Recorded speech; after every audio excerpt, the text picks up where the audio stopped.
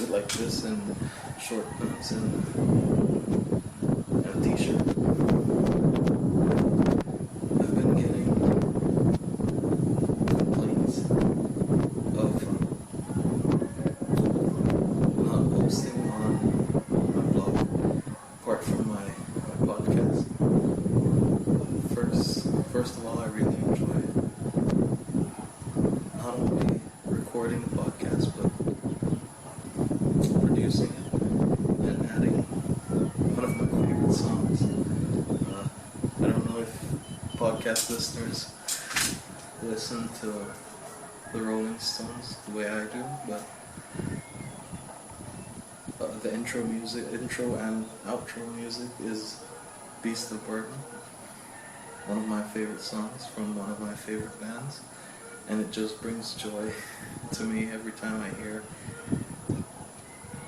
the song playing it in the beginning and my podcast ending with it. Not sure about copyright claims and stuff, and I'm not sure if I can use it. It's a free podcast, so I'm not making money off of it. I'm just practicing, doing it out of love for writing. Right now, you can hear in the background chickens and roosters, and in the background is the Seattle of John Paul State Junior College. I really like it here. It's very quiet. You can hear a lot of birds chirping in the far distance. That's why in the English podcast, the 4th episode of the podcast, I decided not to edit out the video or edit out the background noise. I really liked it. Occasionally it's a nice change from either the echo of a closed room or an empty room, or just nothing. I pause where I take a breath. But it's been nice. I didn't think I'd wind up talking so much for my first practice run. But I'm thinking of uploading this now that I've talked a little bit more. And actually, now that I remember, I didn't get to the reason why I'm posting as much on the blog, apart from the podcast. Recently on Blogger, which is the platform I use for my blog, it changed its theme, its style, how it works. It's sleeker. It looks sleek, but I like the older version, to be honest. On my laptop, I can't find a way to get the older version on my next computer that doesn't have sound. I get it occasionally if I'm lucky.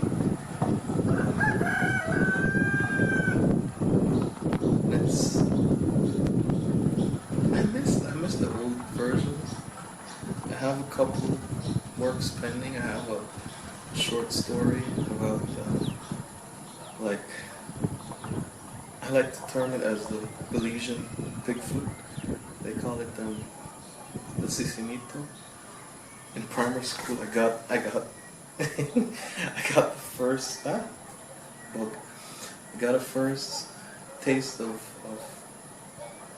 that story in an exam, in a final exam in Standard 6, when it was an English exam, if I'm not mistaken. It had the short story, you had to analyze it, you had to answer some questions and stuff. But I was more intrigued by the story itself. It talked of like a hairy man, basically, that didn't have knees. His feet were backwards. Um, I don't remember all of the details, but I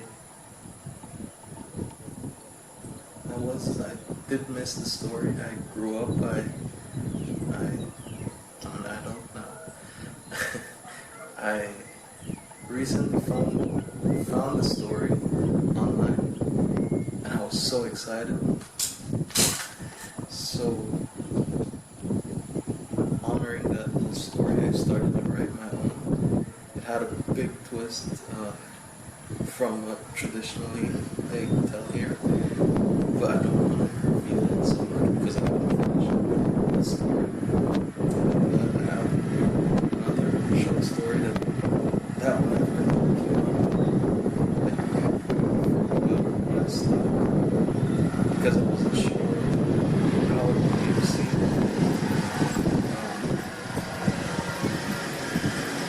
That one I can disclose a little bit more about what it's about. So, I think I had always wondered what would happen if, like, a priest says something about what happens in confession. So, for those of you that don't know, like, priests, if you go to confess them, they can't. There's a thing called I'm not sure. It's been a while. Seal of confessional seal, something like that. And they take an oath, basically, that they can't repeat what's been said in a confession. And I always used to hear it in primary school that they can't repeat it. They're bored of hearing so many sins all the time. So that was at the back of my head. But then as I grew up, I just thought, what if this priest is put in a circumstance that just has to tell, or just has to say what happened in the confession. So there's that.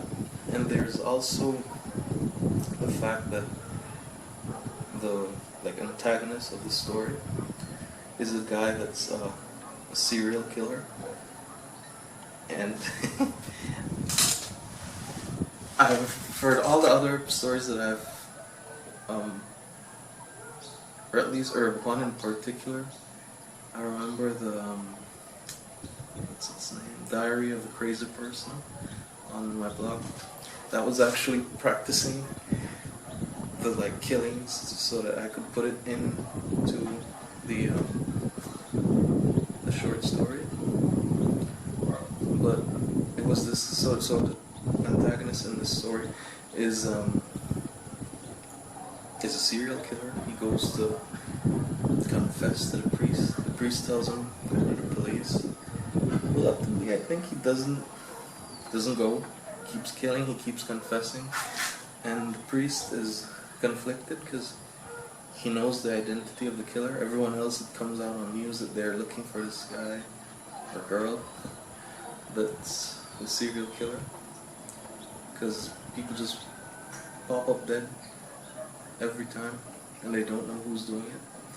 So it's up to this priest to save lives. And I just kept researching what would happen to a priest if they happen to break that seal of the confession. And I've been so intrigued with it, but I don't know. It's one of those stories that I don't want it to be banned, because I have heard increasingly that there's books that are banned in the library. One that I recently read was Fahrenheit 451. I don't feel like if it were up to me, I wouldn't ban that book in the library, in libraries. But it is. And honestly, it's tame compared to what like my vision that I had was like super gory, super descriptive of the killings. If you've read, I highly recommend you read The Diary of a Crazy Person on my blog. You can search it. It's I had to stop for a while because it made me uneasy. It made me sick in the stomach, and I stopped. There's actually part 2 in the making, but the first part, in the end, it really made me sick. That's why I stopped for so long. Stopped the writings. But I thought if a book is like Fahrenheit 451 is banned, and so many others are banned from libraries, what would happen to mine when I didn't want that rejection? And so I just stopped. I stopped writing that short story. Ever since then, I haven't